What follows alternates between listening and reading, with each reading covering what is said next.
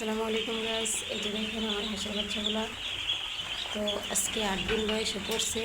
এই যে দেখতেই পাচ্ছেন এখন সুন্দরভাবে খেতে পারতেছে।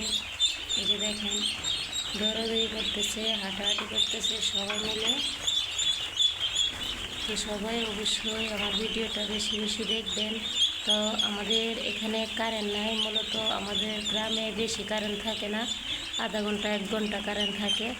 তো বাচ্চাগুলো বোর্ডিং করতে আমারও খুবই কষ্ট হচ্ছে। তো যাই হোক, আলহামদুলিল্লাহ আমার কোনো কষ্ট নাই। দিন শেষে আমার বাচ্চাগুলো সুস্থ আছে, তাতেই শুক্রিয়া। তো আপনারা অবশ্যই আমার জন্য দোয়া করবেন যাতে আমার হাঁসের বাচ্চাগুলোকে ভালোভাবে যত্ন নিতে পারি।